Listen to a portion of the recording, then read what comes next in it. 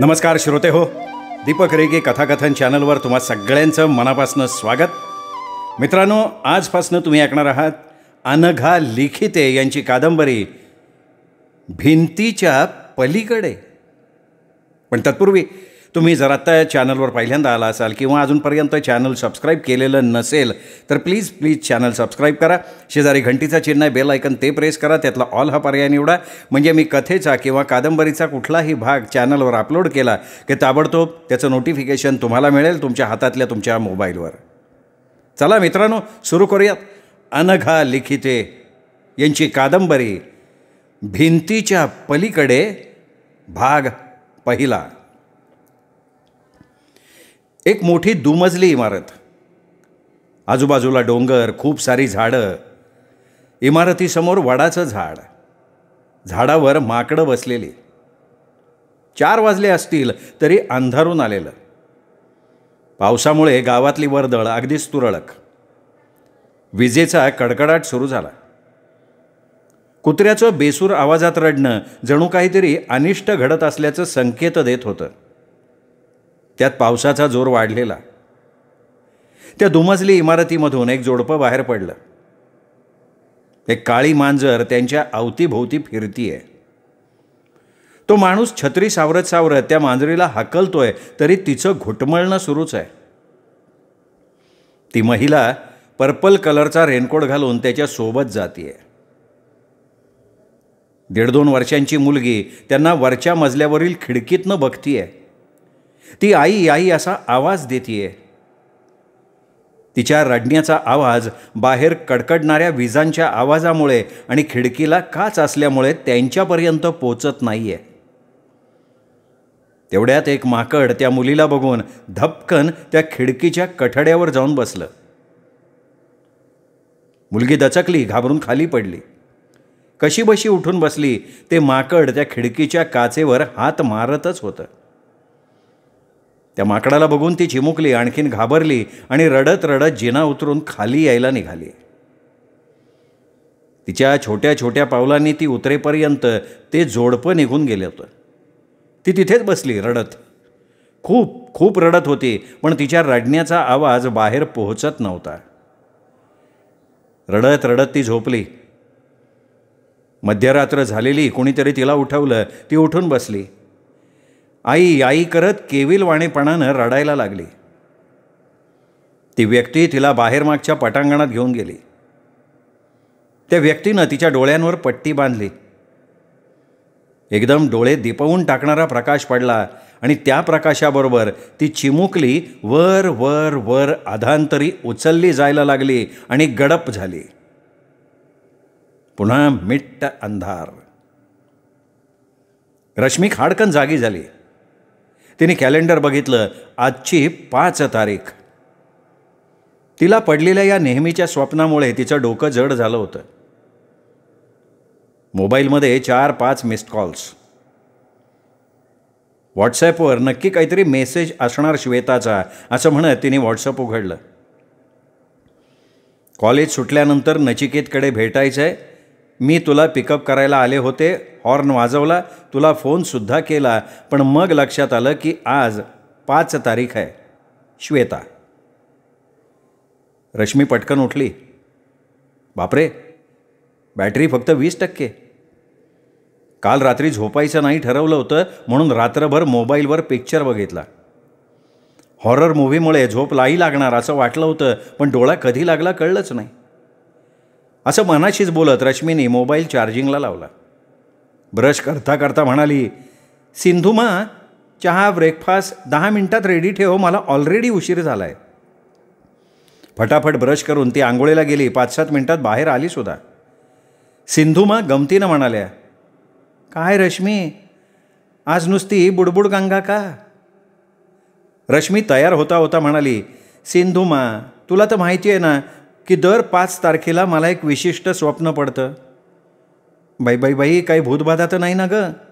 नाही तर साहेबांना किंवा मॅडमला सांगून एखाद्या चांगल्या जाणकार डॉक्टरला का नाही दाखवत गं? मी तर सांगून सांगून दमले. सिंधुमा तिरमिरीत बोलल्या. तुला नवीन आहेत का साहेब आणि मॅडम?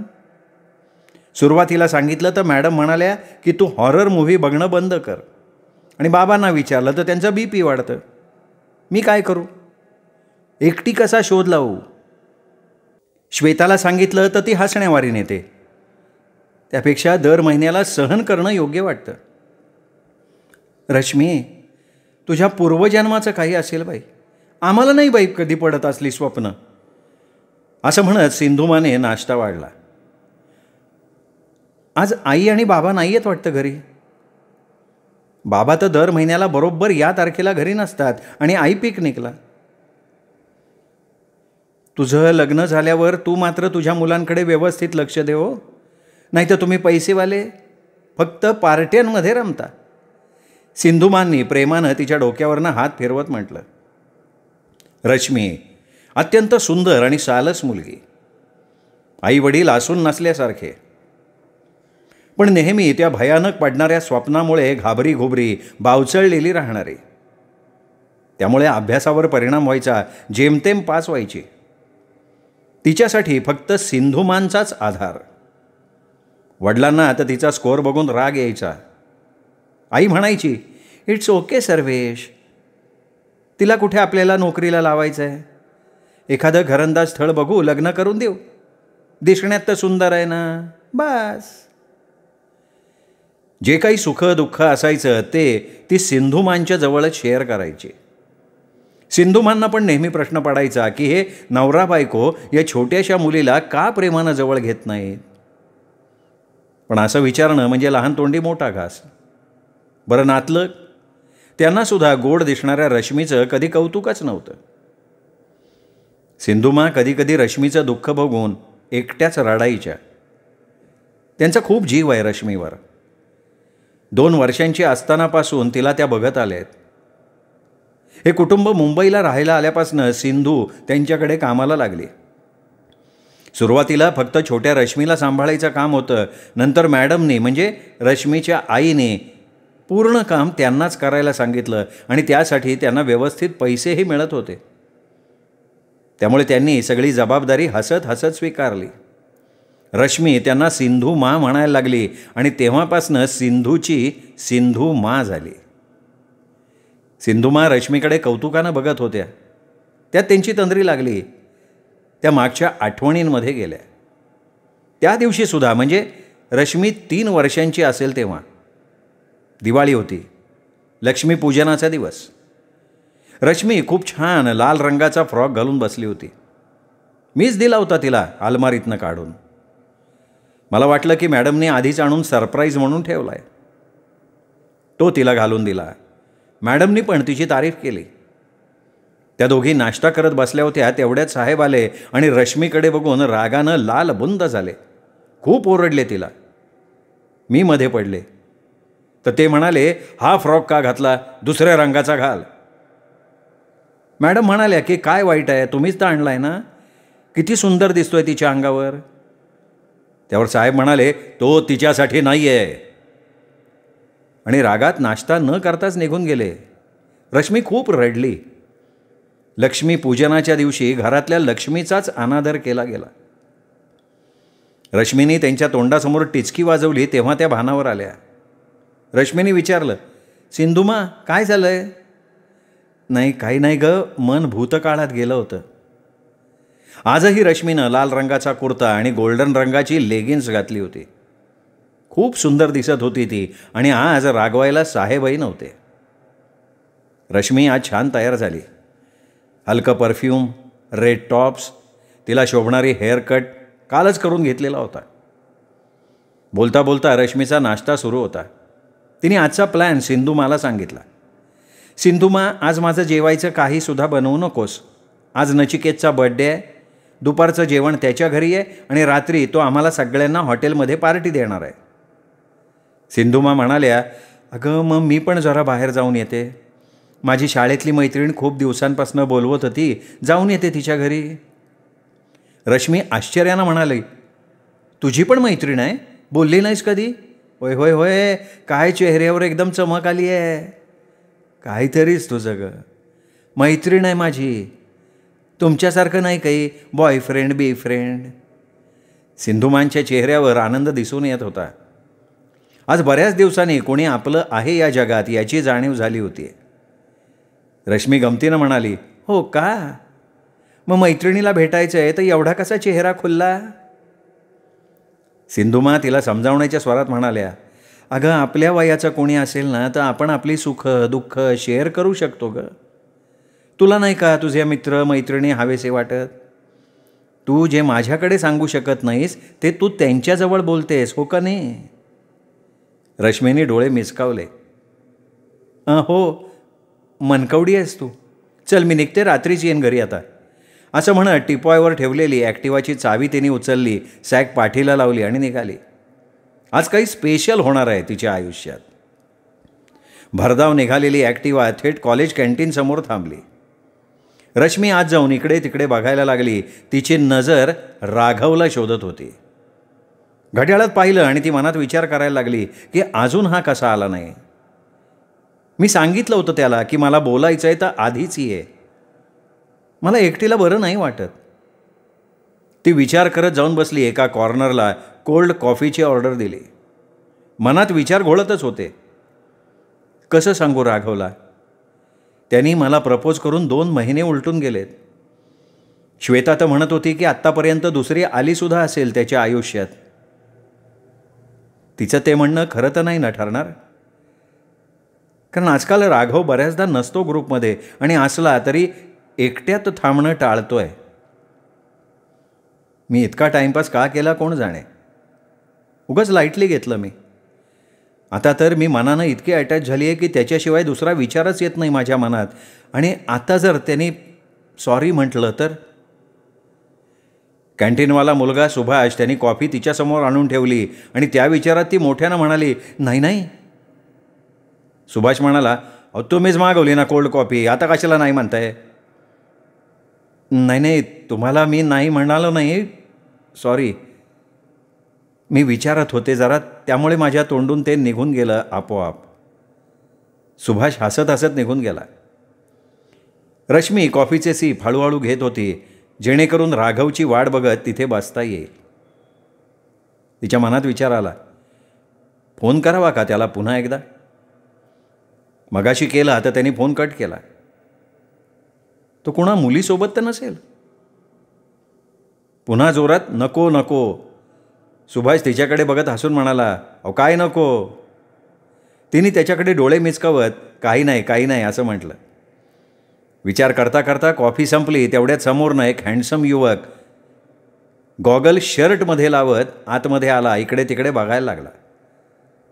सुभाषनं त्याला विचारलं, अरे राघव दा, आज इकडं कसा? लय दिवसांनी आला, काय घेणार? तुझ्यासाठी कडक कॉफी आणू का? राघव म्हणाला, हो आण. त्याला समोर रश्मी बसलेली दिसली. ती बेचैन दिसत होती. तो लगेच तिच्याजवळ जाऊन खुर्चीवर बसत म्हणाला, सॉरी फॉर बिंग लेट. अगं एक लेक्चर अटेंड करत होतो, महत्त्वाचं होतं लेक्चर, काही क्वेरीज होत्या, सो तुझा फोन कट करावा लागला. I am extremely sorry for that. अरे किती सॉरी म्हणशील? बरं बोल बोल बोल बोल काय म्हणतेस? Anything special today? आणि या कलरमध्ये मस्त दिसतेस बरं का. अरे हां, नचीकडे जायचं आहे नाही का? अरे च्छा, मी तर आईला सांगायचं साफ विसरलो. Excuse me. राघव आईबरोबर बोलायला बाजूला गेला. सुभाषनं त्याच्यासाठी कॉफी आणून ठेवली. राघव आईबरोबर बोलून परत येऊन बसला. रश्मी विचार करत होती तोपर्यंत की सुरुवात कशी करू. आता आपल्याला विचारत सुद्धा नाही आहे की काय ठरवलं. राघव तिच्याकडे कॉफी घेत टक लावून बघत होता. म्हणाला, काय गं, कुठे हरवली आहेस? नाही काही नाही, मी विचार करत होते की तू आजकाल ग्रुपमध्ये नसतोस. कुठे बिझी झाला आहेस का नवीन ग्रुप जॉईन केला आहेस? ती अजूनही मुद्द्यावर येत नाही आहे हे बघून त्याला हसायला आलं. त्यांनी मजा घ्यायची ठरवली. Rashmi, I am in love. तुझी वाट बघितली आणि मी माझा निर्णय घेतला. काय? असं म्हणत रश्मी जवळजवळ किंचाळली. सगळे तिच्याकडे बघायला लागले. ती ओशाळली, त्याला सॉरी म्हणाली. 5-10 मिनटं स्तब्धतेत गेली. तिचा चेहरा उतरला होता. आता बोलण्यासारखं काही उरलेलं नव्हतं. तिला सगळं गमावून बसल्याचा फील आला. खरं तर आता नचिकेतच्या घरी जायची इच्छासुद्धा उरलेली नव्हती. असं वाटत होतं की घरी जाऊन मनसोक्त रडावं. ती हताशपणे म्हणाली, चल निघूया, खूप उशीर झाला आहे. चेचे, अगं त्यांनी 1 वाजता बोलवलं आहे, आत्ता फक्त 11 वाजलेत. नाही रे, 12 वाजलेत बरोबर, बघ की. राघव म्हणाला, आईला माझ्या मोबाईलमधलं घड्याळ बंद पडलं काय. रश्मीला हलकेच हसू आलं, पण ती पुन्हा उदास झाली. एवढ्या चांगल्या मुलाचं प्रेम आपण गमावून बसलो, आपलं आता हक्काचं कोणी नाही. तिच्या डोळ्यातनं टच्चकन पाणी आलं. राघवनी तिला विचारलं, काय गं, काय झालं. नाही काही नाही, कचरा गेला रे डोळ्यात. काय रश्मी, मला बोलवलंस तू काहीतरी बोलायचं असं सांगून, आणि आता चल चल करतीयस. काय बोलायचं ते तरी सांग. काय आहे, बोलायचं राहून गेलं ना की नंतर पश्चात्ताप होतो बरं का. अरे आता वेळ काय तसाही निघून गेलाच आहे. चल मी निघते, घरी जाऊन मग येते. असं म्हणत रश्मी जायला निघाली. रश्मी ऐक ना, माझ्यासोबत चल ना प्लीज, मला नचीसाठी गिफ्ट घ्यायचं आहे अगं. राघवने असं म्हटल्यावर तिच्याच्याने नाही म्हणवलंच नाही. ओके म्हणत ती निघाली आणि कोल्ड कॉफीचे पैसेच द्यायला विसरली. राघव परत मागे फिरला, दोघांचे पैसे देऊन आला. रश्मी, आपण असं करू, तू तुझी 2 व्हीलर घरी ठेव, आपण माझ्या बाईकवर जाऊ. रश्मी फक्त हो म्हणाली. तिने पुन्हा भरधाव गाडी चालवली. 20 मिनिटात घरी. गाडी गेटमधनं आत आणून पार्किंगमध्ये ठेवली आणि ती बाहेर आली. राघवच्या मागे न बोलता बसली. ते दोघे नचिकेतच्या घराजवळच्या मॉलमध्ये गिफ्ट घेतलं त्यांनी. चल आपण बसू आता, छान आईस्क्रीम खाऊया, राघव जणू हक्कानं सांगत होता. रश्मी, मी मगासपासून बघतोय तू कसल्या तरी विचारात आहेस. Any problem. नथिंग. राघव तू बोल, तुझ्या गर्लफ्रेंडबद्दल सांग ना. अगं मी काय बोलू, ती तर अजून काही बोललेलीच नाही आहे. एक तर तिला वेळ नसेल किंवा तिला अजून कोणीतरी आवडत असेल. मी विचारून बघू का तिला. मला तिचं नाव सांग, लगेच बोलून सांगते. कन्फर्मेशन द्यायला वेळ लावू नकोस, सांगूनच टाकते तिला. असंही सांगते, नाही तर पश्चात्ताप होतो. बोल बोल बोल, कोण आहे ती राघव. रश्मी. राघव मोठा पॉज घेत म्हणाला. नंतर तिच्या चेहऱ्यावरचे भाव निरखत म्हणाला, रश्मी नाव आहे तिचं. रश्मी. ती माझ्या प्रश्नाचं उत्तर द्यायला टाळतीये. माहीत नाही का. मला माहिती आहे की तिचंही माझ्यावर प्रेम आहे, पण ती भीती आहे. माहीत नाही का आणि कुणाला. ती आजही माझ्याजवळ आहे, पण मनानं मात्र दूर आहे. तू ओळखत असशील ना तिला. कोण मी. म्हणजे मी. हो तूच तर आहेस. दुसरं माझ्याजवळ इथे मला कोणीच दिसत नाही आहे. राघवनं रश्मीचा हात हातात घेत म्हटलं, साधा होकार द्यायला का घाबरतेस. जी गोष्ट चुकीची नाही त्यासाठी घाबरायची गरजच नाही ना. मला भीती वाटते रे काही बोलायची. असं वाटतं की तू माझ्यावर रागावणार तर नाहीस ना. हे बघ, तू जर मोकळेपणानं बोलली नाहीस ना तर मात्र मी नक्की रागवेन. बोल, काय विचार केला आहेस. तुझं प्रेम आहे ना माझ्यावर. हो, रश्मी कॉन्फिडंटली म्हणाली. माझ्याशी लग्न करशील ना तू, का तुझ्या मैत्रिणीसारखं आज रवी तर उद्या आवी. नाही रे, मी करीन लग्न तुझ्याशी. I love you Rashmi. मी तुझ्यावर खूप खूप प्रेम करतो अगं. I love you too Raghav. पण तू मला कधीच दूर सोडून जाणार नाहीस ना. माझ्यावर रागवणार नाहीस ना. नाही रागवणार ग, कारण माझं नाव राघव आहे, राघव नाही. ह्यावर रश्मी खळखळून हसली. बघ, अशी बिनधास्त हसताना किती मस्त दिसतीयस. चला आता 1 वाजलाय माझ्या मोबाईलमध्ये.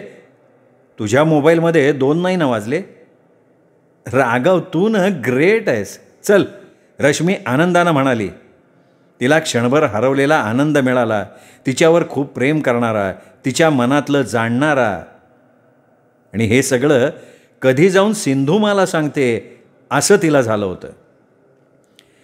श्रोते हो, हा होता पहिला भाग भिंतीच्या पलीकडे ह्या अनघा लिखिते लिखित कादंबरीचा.